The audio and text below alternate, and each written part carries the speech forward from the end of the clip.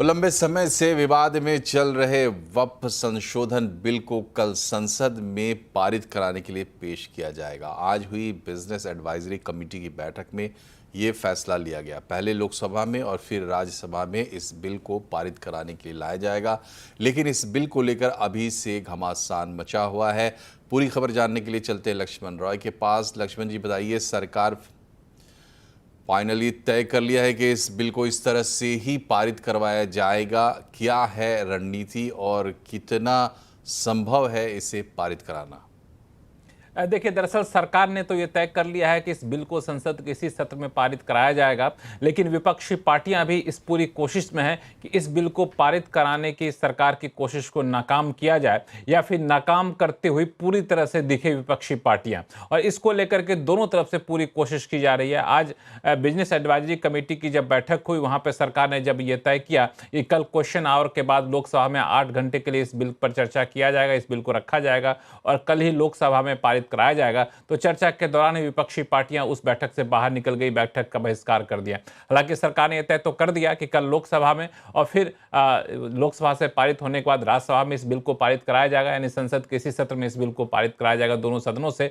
लेकिन विपक्षी पार्टियां इसका विरोध करेंगी। ये संसद के बाहर भी आज जिस तरीके से गहमागहमी दिखी, इसके लेके साफ संकेत मिल रहे हैं। और खास बात यह है कि विपक्षी पार्टियों की सर्वदलीय बैठक हुई आज कुछ देर पहले, और उस बैठक में भी यह तय किया गया कि इस बिल को कैसे घेरा जाए, सरकार को कैसे आड़े हाथों लिया जाए। और कांग्रेस समेत सभी पार्टियों ने अपने अपने सांसदों को लोकसभा में उपस्थित रहने के लिए व्हिप जारी कर दिया है। उधर भाजपा ने भी व्हिप जारी कर दिया है। दो पार्टियां खासतौर से राजनीतिक तौर पर संवेदनशील थी, उसमें था एक था जेडीयू, क्योंकि बिहार में चुनाव होना है। बिहार में चुनाव के दौरान मुस्लिम वोट बैंक, एक अच्छा खासा वोट बैंक जेडीयू के पास है, तो जेडीयू समर्थन करेगी कि नहीं करेगी। लेकिन देर शाम खबर आई कि जेडीयू समर्थन करेगी, क्योंकि जेडीयू ने जो सुझाव दिए थे उस सुझाव को सरकार ने मान लिया, उस बिल में शामिल कर लिया गया है। इस तरीके से टीडीपी ने भी साफ कर दिया कि उनके भी पार्टी वहां पे समर्थन करेगी, तो यहां भी समर्थन मिलता हुआ दिख रहा है। तो बहुत ज्यादा बिल पास कराने में दिक्कत होगी, इसकी संभावना मुझे नहीं दिख रही है आंकड़ों के हिसाब से। लेकिन कौन सी पार्टी किस आधार पर कितना ज्यादा विरोध करती है,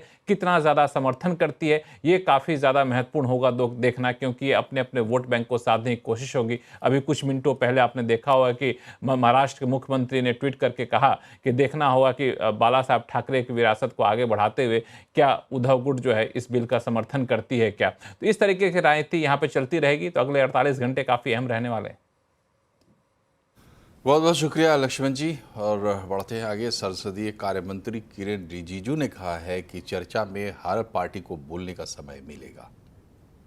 Very happy that today, after the Catholic Council, the Bharat Church Group and various other church groups of India have extended not only support but appeal everyone to support the Waqf Amendment Bill.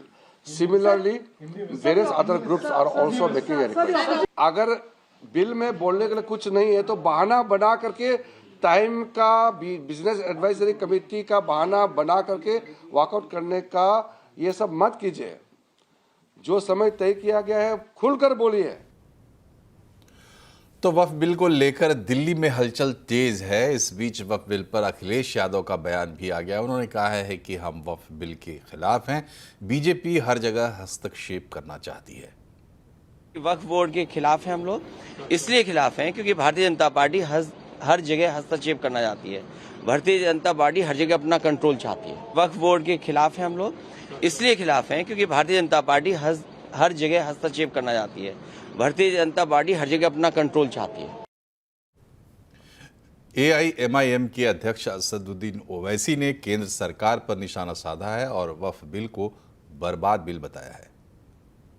ये वक्फ bill article 14, article 25, 26, 29 का grave violation है।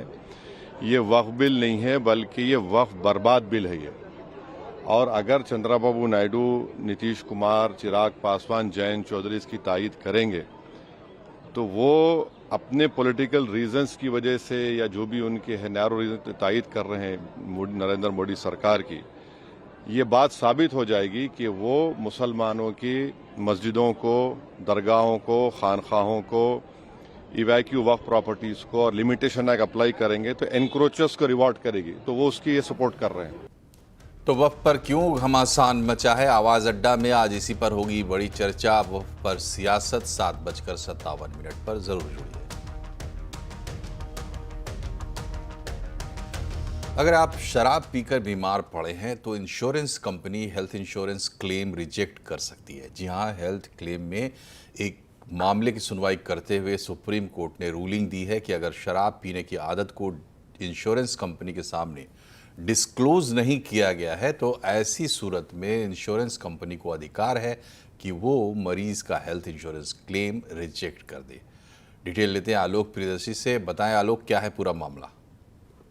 बिल्कुल, देखिए शराब पीने के शौकीनों को एक झटका लग सकता है, क्योंकि अगर इस वजह से इंश्योरेंस क्लेम रिजेक्ट हो सकता है तो ये कितनी बड़ी बात है। और ये सुप्रीम कोर्ट ने हालिया एक रूलिंग में कहा है कि अगर मरीज़ शराब पीने का आदी है और इस वजह से उसकी बीमारी होती है तो ऐसे में जो इंश्योरेंस कंपनी है वो क्लेम को रिजेक्ट कर सकता है।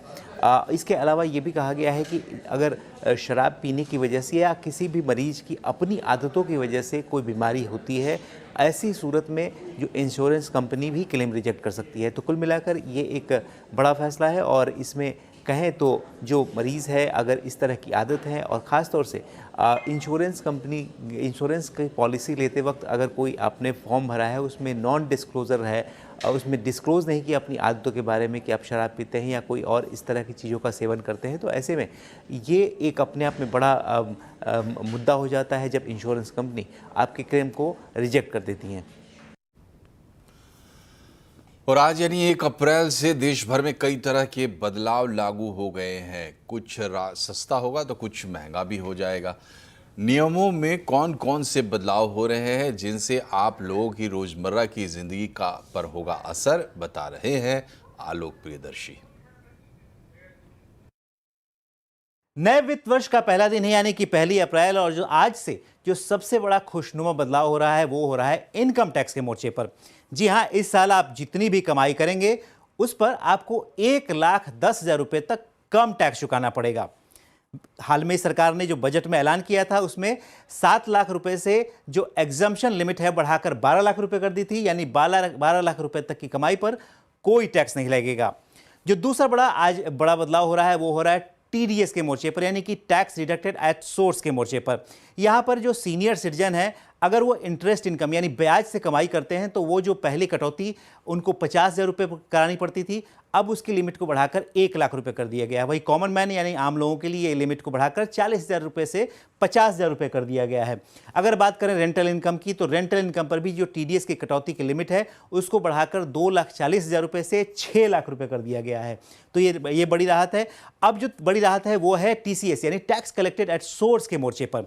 जी हाँ, अगर आप पैसा विदेश भेजते हैं तो जो अभी लिमिट 7 लाख रुपए की थी उसको बढ़ाकर 10 लाख रुपए कर दी गई, यानी कि 10 लाख रुपए तक विदेश पैसा भेजते हैं तो आपको टीसीएस से राहत मिलेगी। दूसरी जो राहत है वो है अगर आप किसी सरकारी इंस्टीट्यूट फाइनेंशियल इंस्टीट्यूशन से लोन लेकर एजुकेशन लोन लेकर बच्चों की पढ़ाई के लिए विदेश पैसा भेज रहे हैं तो ऐसी सूरत में आपको टैक्स कलेक्टेड एट सोर्स यानी कि टीसीएस से आपको राहत मिल जाएगी। और अब जो बड़ी राहत तो नहीं कह सकते, जो लेकिन इक्विटी में पैसा इन्वेस्ट करते लोग हैं, शेयर बाजार में पैसा इन्वेस्ट करते हैं, उनके लिए ज़रूरी अहम बदलाव हो रहा है। अगर आपने पैन और आधार को लिंक नहीं कराया है तो आपके डिविडेंड पर ब्रेक लग जाएगी, यानी कि आपकी डिविडेंड का भुगतान नहीं किया जाएगा। दूसरा जो बड़ा बदलाव है म्यूचुअल फंड और डीमैट को लेकर है। यहाँ पर आपको केवाईसी कराना बेहद ज़रूरी है, इसके बगैर आप इसको ऑपरेट नहीं कर पाएंगे।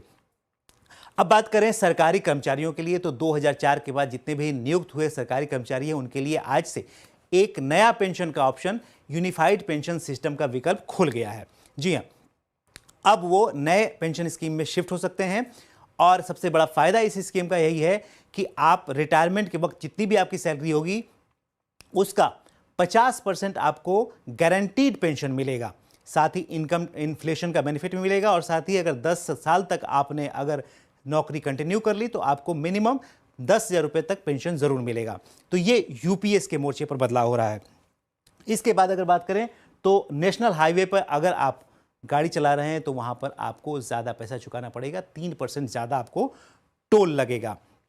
और इसके बाद अगर बात करें तो जो बैंकों में जो मिनिमम बैलेंस है उसके चार्जेस को बढ़ा दिया गया है state bank of India, PNB जैसे तमाम बैंकों ने ये कहा है कि अगर आप अपने अकाउंट में, सेविंग अकाउंट में मिनिमम बैलेंस को मेंटेन नहीं करते हैं तो आपको एक्स्ट्रा चार्जेस चुकाने पड़ेंगे।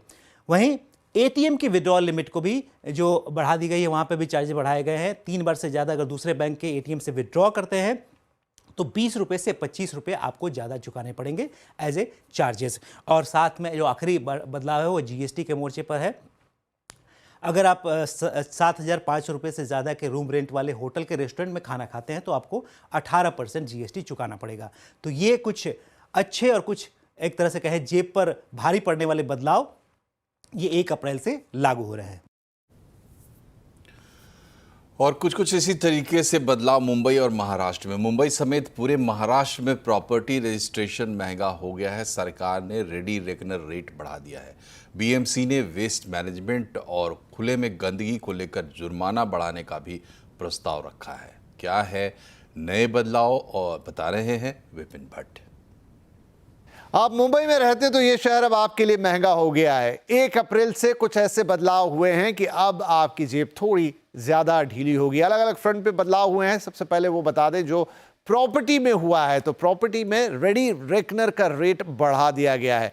आम भाषा में दर्शकों की सहूलियत के लिए बता दूं कि रेडी रेकनर वो रेट यानी कि प्रॉपर्टी का वो सरकारी भाव जिस पर रजिस्ट्रेशन और स्टैंप ड्यूटी पे करनी होती है, उसमें बढ़ोतरी हुई है। तो डेफिनेटली रजिस्ट्रेशन ऑफ प्रॉपर्टी का महंगा हो चला है। कितनी बढ़ोतरी हुई है? अगर हम पूरे एमएमआर की बात करें तो औसत करीब 6% के आसपास की बढ़ोतरी रेडी रेकनर रेट में हो गई है। अलग अलग इलाकों की बात देख लेते हैं तो देखिए, मुंबई जो प्रॉपर मुंबई है, बीएमसी लिमिट से वहां पर करीब 3.5% के आसपास की बढ़ोतरी देखने को मिली है।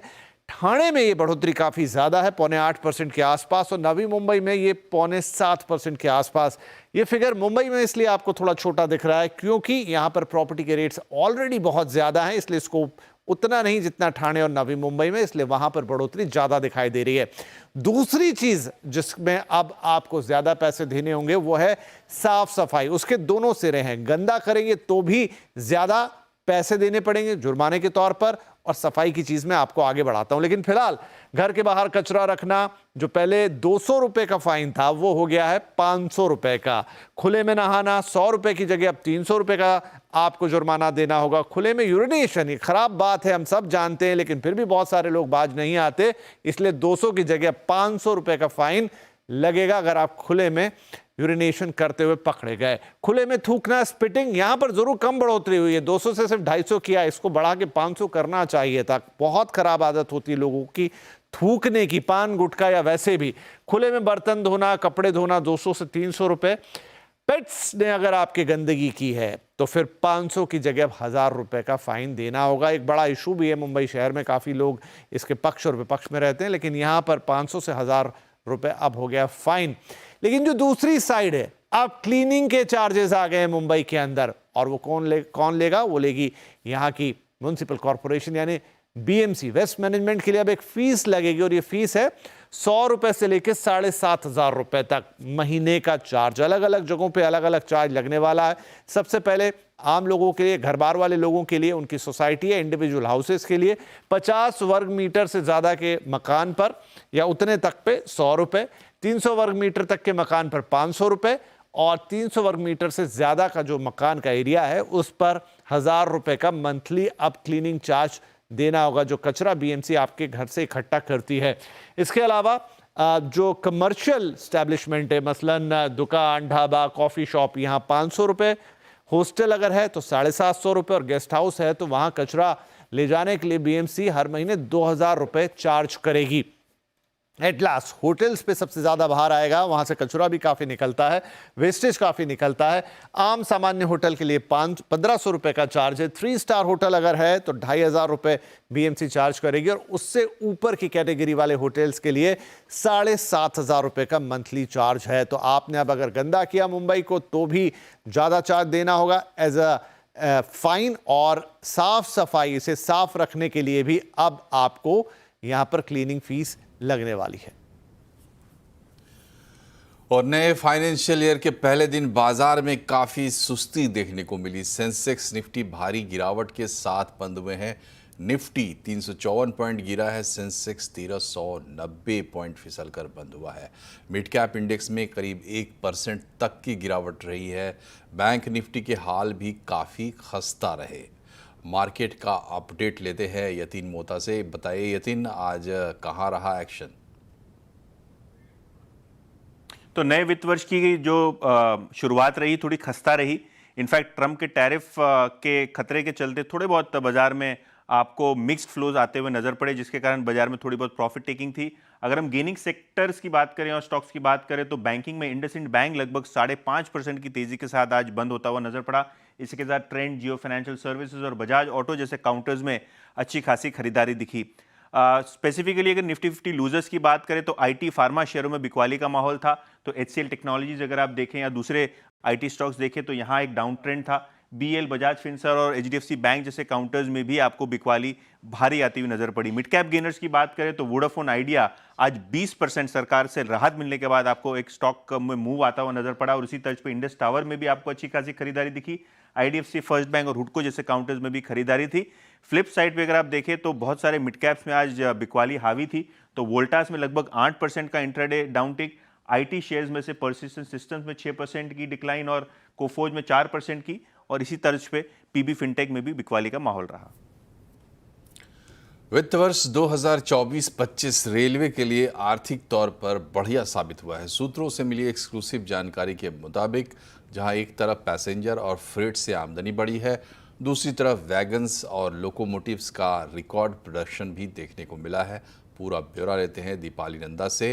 रेलवे के में कैसा रहा पिछला वर्ष दीपाली? जाहिर तौर पर साल 2024-25 रेलवे के लिए शानदार रहा है, क्योंकि इस दौरान ना सिर्फ रेलवे की आमदनी बढ़ी है बल्कि रिकॉर्ड मैन्युफैक्चरिंग की गई है वैगन्स और लोकोमोटिव्स की। सबसे पहले अगर मैं आमदनी का आंकड़ा आपको बताऊं जो हमें सूत्रों से मिल रहा है, वो ये कि फ्रेट और पैसेंजर को मिलाकर कुल 2,65,00,000 करोड़ की आमदनी रेलवे को हुई है। और वहीं 31 मार्च 2025 तक 735 करोड़ यात्रियों ने सफर किया है। ये जो आंकड़ा है ये पिछले साल के मुकाबले 20 करोड़ ज्यादा है। बात करें माल ढुलाई की तो इसमें भी रेलवे ने अब तक के सारे रिकॉर्ड तोड़ दिए हैं। वित्त वर्ष 2024-25 में रिकॉर्ड कार्गो की ढुलाई की गई है। 170 मैट्रिक टन माल ढुलाई हुई है। अब दूसरी तरफ जो रेलवे के डब्बे हैं और जो इंजन का प्रोडक्शन है उसने भी अब तक के रिकॉर्ड तोड़े हैं। जितना प्रोडक्शन पिछले 5 सालों में होता था उसका उत्पादन सिर्फ 1 साल में किया गया है। करीब 43,000 वैगन्स का उत्पादन किया गया है और साथ ही साथ 1681 लोकोमोटिव्स का उत्पादन रेलवे ने वित्त वर्ष 2024-25 में किया है। वहीं जो पर्सनल बिजनेस है जिसमें रेलवे तेजी से एक्सपेंशन कर रहा है, इसमें भी 30% का उछाल दर्ज किया गया है। तो ये जो आंकड़ा है ये लेटेस्ट डाटा है 31 मार्च 2025 का, जिससे रेलवे की ये तस्वीर आर्थिक तौर पर साफ होती हुई दिखाई दे रही है कि फिलहाल रेलवे की जो आर्थिक स्थिति है वो पहले से बेहतर है। और साल का वो समय फिर आ गया है। न्यूज़ 18 राइजिंग भारत समिट 2025 एक साथ लेकर आ रहा है उन सबसे बड़े नामों को जो भारत के भविष्य को देंगे आकार। 8 और 9 अप्रैल को भारत मंडपम नई दिल्ली में इसका हिस्सा बनने का मौका न गंवाएं।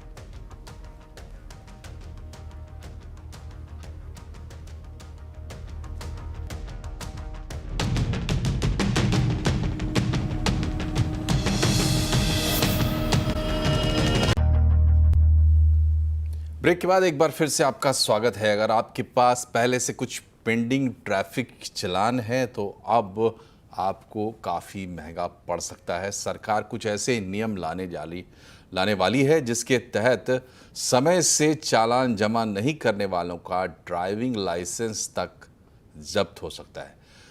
नए चालान के नियम क्या हैं, बता रहे हैं रोहन सिंह। सरकार कुछ बदलाव लाने वाली है, इसलिए क्योंकि बहुत सारे लोग ऐसे हैं जो ई चालान का पेमेंट नहीं करते हैं। क्या बदलाव आने वाले हैं?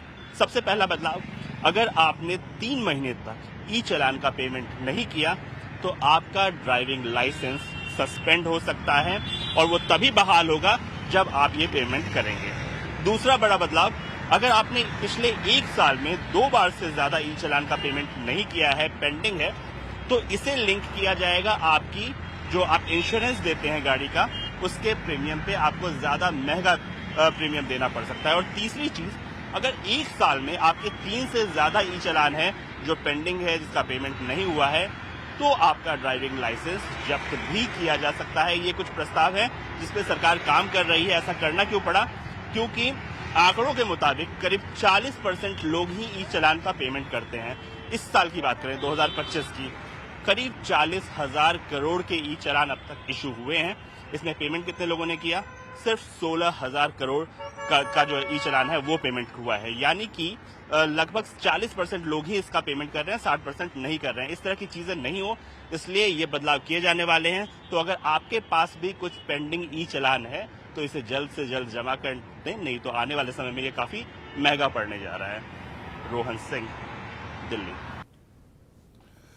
और अब आप semi high speed Vande Bharat से कश्मीर के खूबसूरत नज़ारे देख पाएंगे। सूत्रों के मुताबिक 19 अप्रैल को प्रधानमंत्री नरेंद्र मोदी कटरा से श्रीनगर रूट पर वंदे भारत को हरी झंडी दिखाएंगे।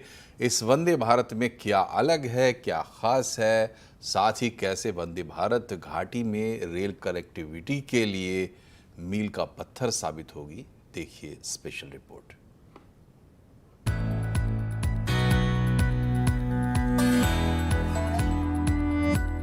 कश्मीर की इन सुंदर वादियों में अब आप सेमी हाई स्पीड ट्रेन में सफर कर पाएंगे। 19 अप्रैल को प्रधानमंत्री मोदी कश्मीर को अत्याधुनिक सुविधाओं से लैस वंदे भारत की सौगात देने जा रहे हैं। इस नई सर्विस से पूरे साल देश भर में कश्मीर कनेक्टिविटी के नए रास्ते खुलेंगे। साथ ही टूरिज्म, एग्रीकल्चर, इंडस्ट्री और एजुकेशन को भी बढ़ावा मिलेगा। कश्मीर घाटी में दौड़ने वाली ये वंदे भारत ट्रेन पहली ऐसी वंदे भारत ट्रेन है जो एंटी फ्रीजिंग टेक्नोलॉजी से लैस है। इसी तकनीक की मदद से ये वंदे भारत ट्रेन बर्फबारी या फिर -20 तापमान की स्थिति में भी आसानी से चल सकेगी। घाटी के लिए खास वंदे भारत को चेन्नई की इंटीग्रल कोच फैक्ट्री में तैयार किया गया है। खासियत देखें तो इसमें यात्रियों की सुविधा के लिए advanced heating system, clear visibility सुनिश्चित करने के लिए शटर प्रूफ विंडोज और एंटी फ्रॉस्ट विंडशील्ड लगाई गई है। साथ ही सेफ्टी के लिए सीसीटीवी कैमरा और इमरजेंसी टॉकबैक यूनिट भी होगा। आपको बता दें, इसी के साथ Udhampur, Srinagar, Baramulla rail link project भी पूरा हो गया है। ये रेल लिंक कुल 272 किलोमीटर का है और इसी की बदौलत घाटी में वंदे भारत पहुंचेगी। दीपाली नंदा, दिल्ली। और इस बार भीषण गर्मी पड़ने वाली है। मौसम विभाग ने चेतावनी जारी करते हुए बताया है कि लोग सामान्य से ज़्यादा गर्मी के लिए तैयार रहें। अप्रैल से जून के बीच कई राज्यों में हीट वेव वाले दिन पहले से 2 गुना होंगे। इस पर मौसम वैज्ञानिक सोमासेन राय से बात की हमारे संवाददाता असीम बनचंदा ने। किस तरह से अप्रैल और जून के बीच में गर्मी रहने वाली है इस बार? अगर पूरा 3 मंथ्स का देखते हैं, अप्रैल टू जून, तो मैक्सिमम टेम्परेचर आपका खासकर गुजरात, राजस्थान, वेस्ट मध्य प्रदेश में अबव नॉर्मल रहेगी। ये तो सीजनल स्केल में हो गया। जब मंथली स्केल में आते हैं तो अप्रैल में हमारी उम्मीद है कि temperature, maximum temperature above normal रहेंगे। गुजरात, मध्य प्रदेश, महाराष्ट्र, उड़ीसा, झारखंड, छत्तीसगढ़, इन सभी इलाके में आपका मैक्सिमम टेम्परेचर अबव नॉर्मल रहने की संभावना है। इसके अलावा हीट वेव्स की बात करूं, मैं पिछले साल भी देखा हमने, जो 2024 था उसमें भी काफी गर्मी पड़ी। इस बार भी हीट वेव्स ज्यादा दिखाई दे रहे हैं। इस बार भी हीट वेव का जो स्थिति है, हम अगर पूरा सीजन का देखते हैं अप्रैल टू जून, तो हमारी उम्मीद है कि हीट वेव टेम्परेचर्स आपका हीट वेव डेज जो है फ्रीक्वेंसी अबव नॉर्मल रहेंगे पूरा नॉर्थ वेस्ट, सेंट्रल और ईस्ट इंडिया में। इसमें जो सबसे ज्यादा पॉजिटिव जो डिपार्चर दिख रहा है वो हमें महाराष्ट्र में ज्यादा दिख रहा है और साथ ही साथ कोस्टल आंध्र प्रदेश, कोस्टल उड़ीसा और झारखंड और बिहार में दिख रहा है सबसे ज्यादा जो पॉजिटिव डिपार्चर्स रहेंगे। और भारतीय मूल की अमेरिकी अंतरिक्ष यात्री सुनीता विलियम्स ने अपने स्पेस मिशन से लौटने के बाद प्रेस कॉन्फ्रेंस में भारत और हिमालय की खूबसूरती को लेकर दिल छूने वाली बातें कही हैं। उन्होंने कहा कि भारत को अंतरिक्ष से देखना अविश्वसनीय अनुभव था। जब आप इतनी ऊंचाई से भारत को देखेंगे तो भारत के बहुत सारे रंग आपको देखने को मिलेंगे। सुनीता विलियम्स ने कहा है कि वे जल्द ही भारत यात्रा पर भी आने वाली है। I think when you come from the east going into like Gujarat and Mumbai, the fishing fleet that's off the coast there gives you a little bit of a beacon that here we come. And then all throughout India, I think the impression I had was it was just like this network of lights from the bigger cities going down through the smaller cities. Just incredible to look at night as well as during the day, highlighted of course by the Himalayas, which was just incredible. और इसी के साथ bulletin में फिलहाल इतना ही, लेकिन खबरों पर अपडेट रहिए और इसके लिए जुड़े रहिए हमारे सोशल मीडिया हैंडल से। नमस्कार।